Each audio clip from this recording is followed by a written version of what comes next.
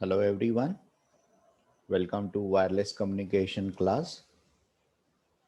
Today we'll see concept of cellular communication, lecture number 2, elements of wireless communication system. Here we'll see terminology of wireless communication system with definition of each terminology. This terminology we will repeatedly used throughout the explanation of wireless communication system. First term is base station. It is also called as BS. It is a fixed station in mobile radio system. Base station is used for radio communication with mobile station. Base stations are located at the center of or the edge of the coverage region. The base station comprise of radio channels, transmitter and receiver antennas that are mounted on a tower. Second terminology is forward channel. Forward channel is the radio channel used for transmitting information from base station to the mobile. Third terminology is reverse channel.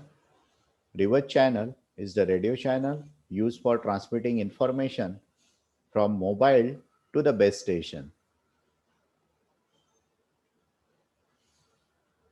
Fourth terminology is control channels. Control channel is the radio channel used for transmission of call setup, call request, call initiation, and other beacons on control channels. Mobile station. Mobile station is recommended for use during motion at unspecified locations in the cellular radio service. The mobile station can be handheld, personal units, or installed in vehicles. So, in short, mobile channels is nothing but basically a mobile unit, we can say. Mobile Switching Center, which is also called as MSC, Mobile Switching Center coordinates with the calls that are routed in a cellular phone. It can connect the base station and the mobile to the PSTN. PSTN stand for Public Switch Telephone Network. This is the telephone exchange. It is also called as Mobile Telephone Switching Office. In short, MTSO also we can call. Seven terminology is subscriber. A user who pays subscription charges in order to use mobile is called as subscriber. Eighth terminology is handoff. The process of transferring a mobile station from one channel to other is called as handoff. Usually there are different handoff procedures. So when person is moving from one cell to another cell, then handoff process is required. Nine terminology is page. A message that is broadcast over the complete service area by many base stations at the same time is called as a page. So you might be aware of pagers. So pager functioning is nothing but the functioning of page. Roamer. In short, we can also call it as roaming functions. A roamer is a mobile station that operates in service area other than from which the service is subscribed. So if person is going from his service area into the another service area, then roaming function need to be activated. Last terminology is transceiver. A transceiver is a device capable of transmitting and receiving radio signals simultaneously.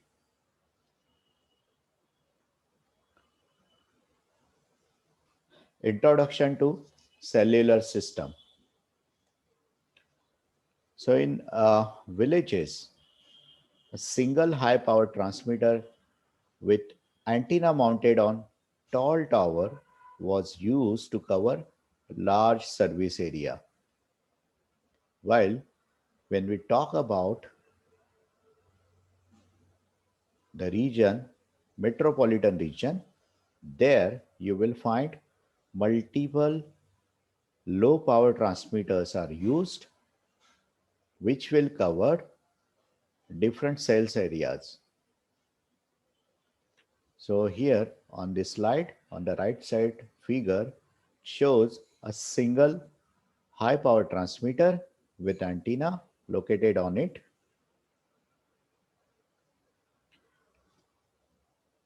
Spectral congestion and user capacity was a major problem with high power transmitter antennas. The service provides could not make spectral allocation in proportion to increasing demand of the mobile services. The radio telephone system was reconstructed to obtain high capacity with limited radio spectrum while at the same time covering large areas. If you see the coverage area in villages, coverage area is bigger one, which will be covered with a single high power transmitter antenna, while in metropolitan region, coverage area is small, but then that area is making use of low power transmitter antennas. So in metropolitan region, since multiple low power transmitting antennas are used for different cells, so capacity can be increased. So this is the concept which is used basically for fulfilling the requirement of subscribers in the metropolitan regions compared to the subscribers in villages.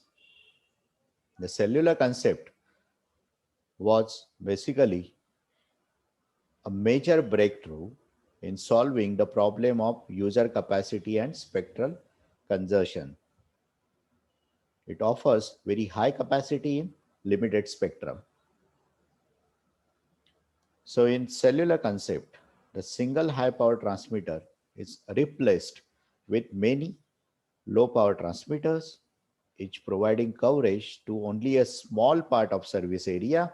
As I explained you earlier, each base station is allocated a portion of total number of channels and nearby base stations are assigned different group of channels.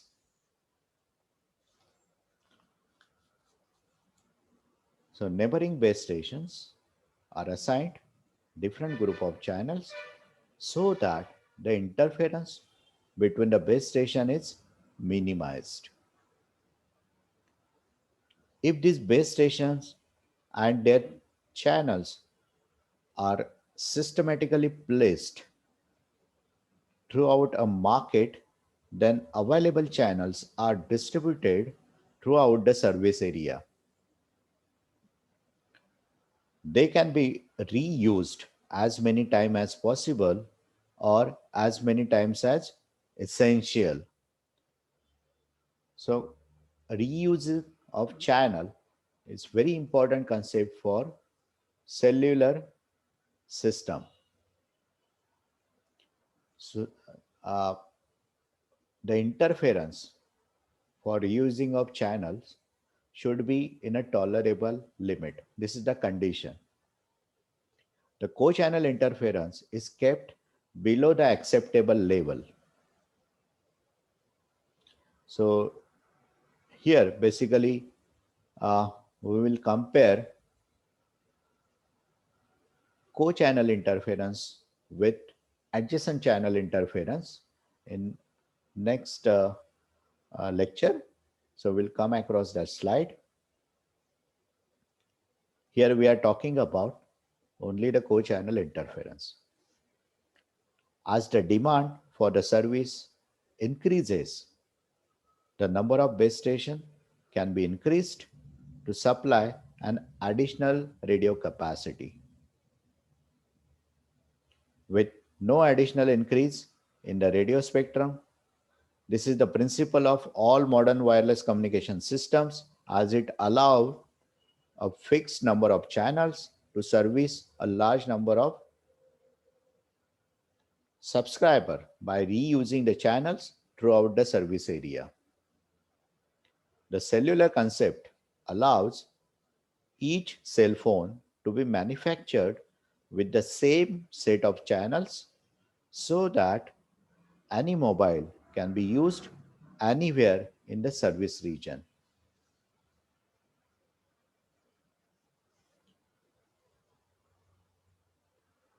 So now we'll see a cellular system.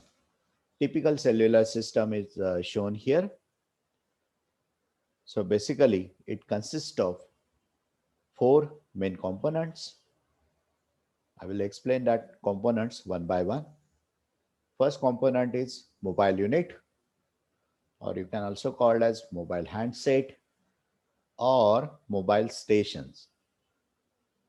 So it comprises a control unit, a transceiver, and an antenna system. Basically, location of mobile unit here in this diagram is nothing but inside the cell site. Second main component of cellular system is cell site. Its function is to provide interface between the mobile units and MTSO, mobile telephone switching office. It comprises of a control unit, radio cabinets, antennas, a power plant, and data terminals. Third main important component of cellular system is mobile telephone switching office, which is also called as MTSO. It is a central coordinating unit for all cell sites. It comprises of the cellular processor and a cellular switch. It interfaces the telephone company's own offices. The MTSO is responsible for controlling the call processing operations and handling the billing activity of the subscriber. The MTSO is the heart of cellular system. Its processor provide central coordination and cellular administration.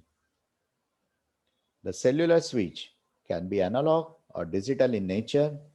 It connects the mobile subscriber to other mobile subscribers and to the nationwide telephone network. The cellular switches use voice trunks. They comprise of data links that provide supervision links between the processor and the switch, and between the cell sites and the processor. Next component of cellular system is connection between different blocks. The radio and high-speed data links connect three subsystems, that is mobile unit, MTSO, and the cell sites. It carries voice and signaling between mobile unit and the cell sites. These links cannot be transmitted over standard telephone trunks. They use microwave link or T carrier that carry both voice and data between the cell site and the MTSO. Each mobile unit can use one channel at a time for its communication between the channel is not fixed. It can be any channel in that service area. Each cell site has multi-channel capability that can connect to different mobile units simultaneously.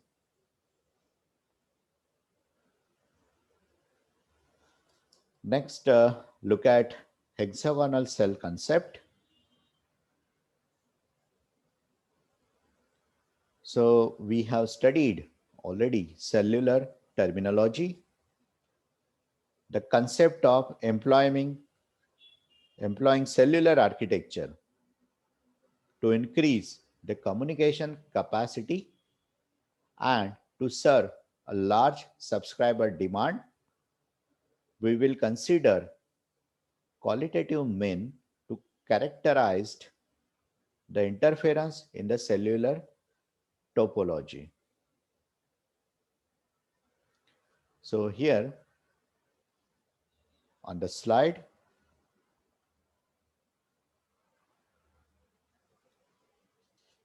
let us have explanation about the points mentioned. Very first point is the cellular service area is divided into small hexagonal region called cells. It is the basic unit of a cellular system. These cells collectively provide coverage over larger geographical areas. Hexagonal cell shape is perfect over square or triangular cell shapes in cellular architecture because it covers an entire area without overlapping. That is, they can cover the entire geographical region without any gaps. So as shown in the diagram on the left side of this slide, so this diagram basically indicates the shape of cell coverage area, where figure A indicate ideal cell, which is basically a circular one. Usually radiation of signal or radiation pattern of a signal is nothing but circular in nature, while figure B is the actual cell, which has no shape basically. Because if you consider the region over which we want to transmit and receive wireless signals, practically there is no circular region or any other shape regions. So that's why figure B is called as actual cell. Figure C will have different cell models. So different cell model, every cell model in this figure C will have certain area of coverage. Hexagonal shape in figure C cover maximum area of geographical region. So that's why hexagon shape is considered for the cell structure. In square shape will cover lesser than area of hexagon shape, while triangular shape will also cover lesser than area of square shape. In another figure shown on the right side of this slide, geometry of organizing different cells is shown here. So here you will able to see that if hexagonal cells are going to be used, then whole area will be properly covered with maximum coverage of area is possible. While in case of cir- uh, cir- uh, ideal shape, which is circular one in nature, you will find there are few overlapping regions. In another structure of this ideal cell, if the cells in circular organized in proper way, then there are few area which are coming out of the circles, which will have no coverage. While in third shape diagram, which is actual and practical coverage area, there you'll find overlapping as well as few areas are going to be missed out the coverage of signal just because of shape which is not defined properly. To convert this real and practical area into proper shape, so we can make use of hexagonal cell structure inside these real areas so that maximum area for transmission and reception of wireless signal can be covered, and all subscribers those are residing in these real areas will get the service properly. Uninterrupted service I will call more precisely.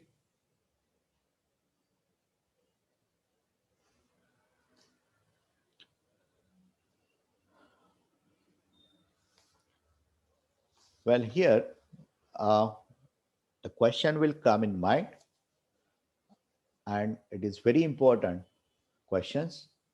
Why hexagonal shape is considered over square as well as triangular cell shape? Most of the points we have covered earlier.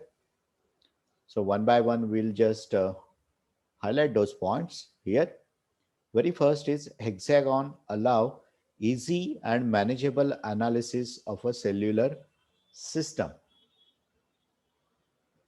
Second point is that in circular pattern, adjacent circles can have gaps in between or can create overlapping regions.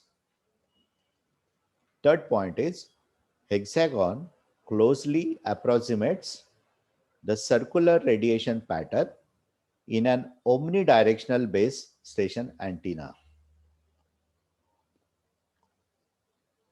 Omnidirectional base station antenna will have radiation, equal radiation in all directions.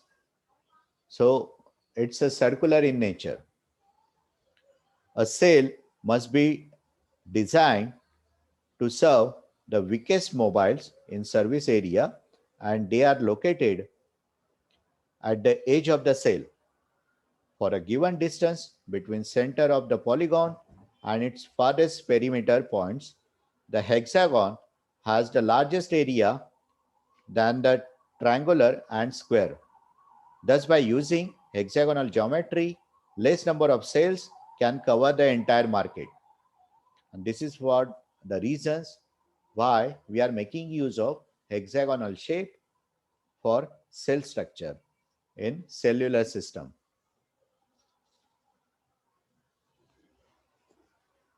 Next, have a look at frequency reuse and system capacity. A group of radio channel is allocated a separate circular base station to be used within a small geographical area called as cell. The base station adjacent cells are assigned channel groups that contains completely different channels than the neighboring cells. The antenna located on base station are designed to obtain the required coverage for a specific cell. If the coverage area is limited to within a boundaries of the cell, then same group of channels can cover different cells that are separated from each other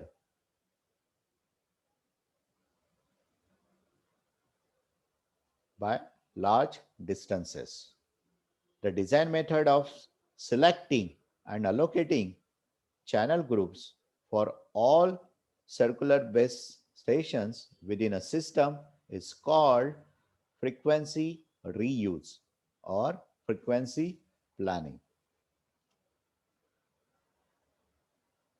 As shown in the diagram, frequency reuse concept is shown on the slide. The actual radio coverage of cell is called footprint. So actual coverage area here is called as footprint. The footprint can be found out from the field measurement or the propagation prediction models. So as shown in the diagram, you will find there is 7 cell reuse concept is shown. So 7 cell reuse pattern is shown here. So cluster basically is nothing but having value capital N that is equal to 7, because there are 7 cells in one cluster, and these clusters are repeated number of times as per the requirement and coverage area of the wireless communication system. While on the right side diagram indicates there is a 3 cell reuse pattern shown. So like A, B, C, these are the 3 cells. These 3 cells cover one cluster. So like this, there are number of clusters you will find. Well, indication here, if we take the cell represented as capital A, so all capital A cells shown in the diagram will have same set of channels used, while adjacent cell will have different set of channels to avoid the interference due to close cell communications.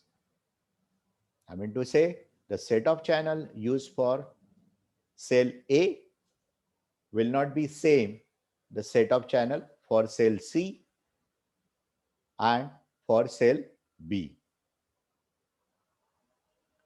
Set of channel used for cell C will not be same for set of channel used for cell B and set of channel used for cell A. But all A cells will have same set of channel, all B cell will have same set of channel, all C cells will have same set of channels. So this diagram indicates 3 cell reuse pattern. On the left side, we have seen 7 cell reuse pattern. Like this, there are different number of cells reuse pattern will able to design as per the requirement.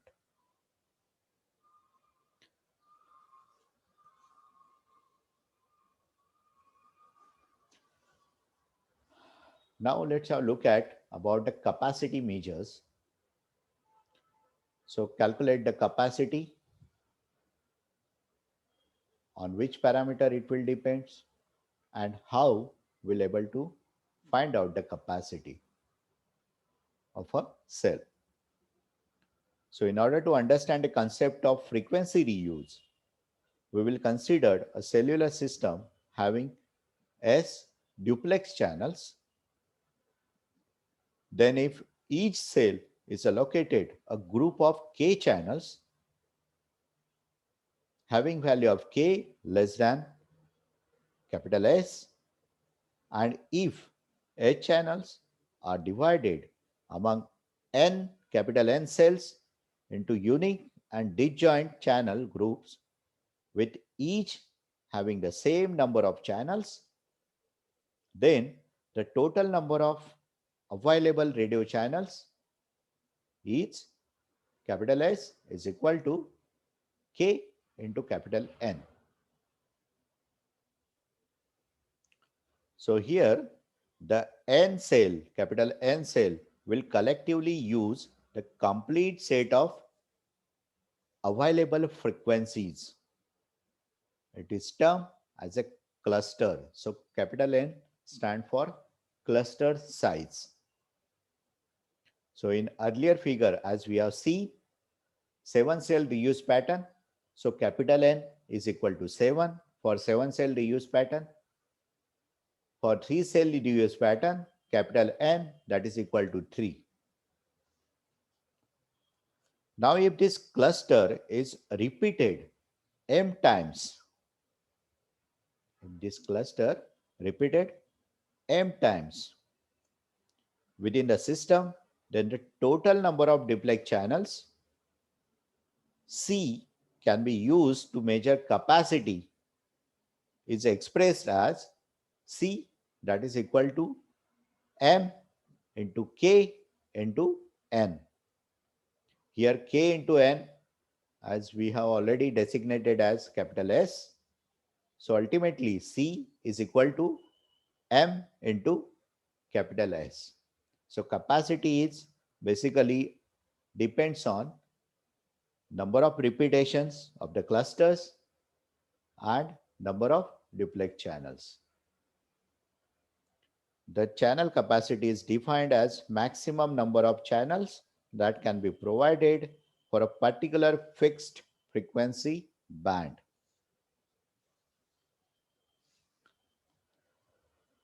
Thus, the capacity of cellular system is directly proportional to the number of times the cluster is repeated in a fixed service area. The factor capital N is called the cluster size, and it's typically 4, 7 or 12 basically. If the cluster size N is small, then cluster can be repeated in large numbers and hence more capacity is obtained. If cluster size is small, then clusters are repeated in large numbers. This will gives you benefit about the more capacity is obtained. A larger cluster size decreases the ratio between the cell radius and the distance between the co-channel, leading to weaker co-channel interference. But a smaller cluster size indicate that the co-channel cells are located much closer together and result in more interference. So interference will be more if the cluster size is smaller, and interference will be less if the cluster size is more.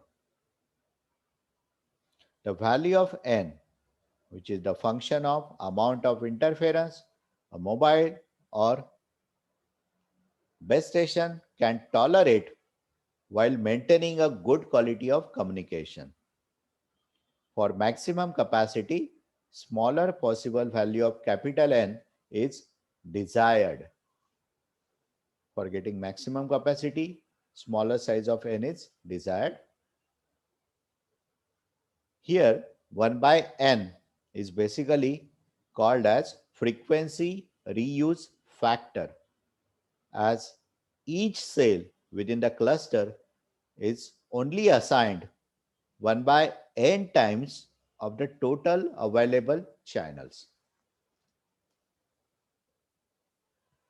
So this frequency reuse factor is very important parameters uh, as far as wireless communication system is concerned. So it's nothing but 1 by capital N.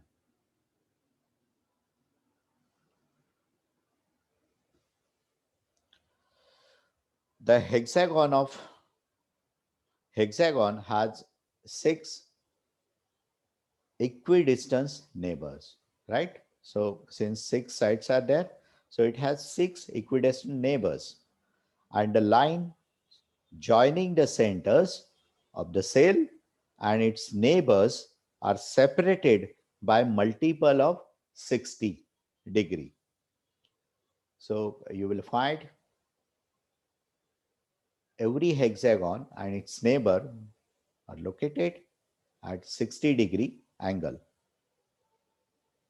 The geometry of hexagon is such that the number of cells per cluster n can have values that satisfy the equation capital N, that is equal to I square plus I into j plus j square, where I and j are non-negative integers. So in order to find the nearest cochannel cell of a particular cell, one must do the following things. And those things are, very first one, move I number of cells in any direction. And second is turn 60-degree to counterclockwise direction and move j number of cells.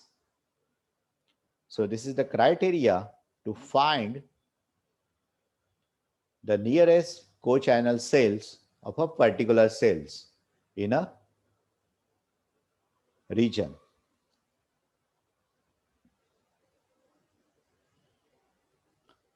So here, if you look at the diagram shown on the slides on the right side, upper one diagram,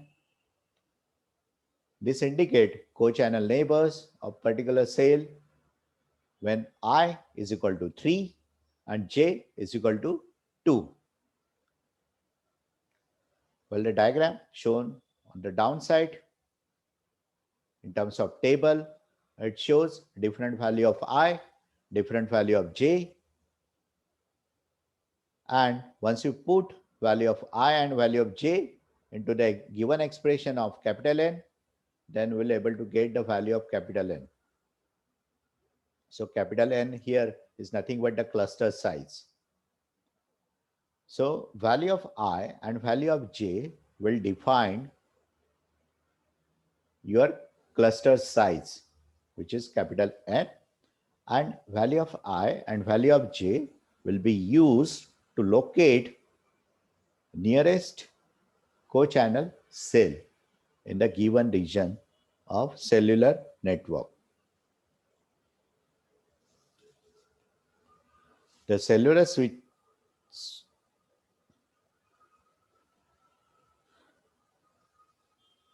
So whatever the table shown here will have different value of n, right? From first value of n is 3 and last value of n shown here is 19. So this indicate the cluster size. So sometimes in exam, you will ask to prove the cluster size for value of I and value of j. So with the help of expression, you will able to say that if value of I and value of j is given values, then for that you will able to find out the cluster size, which is capital N.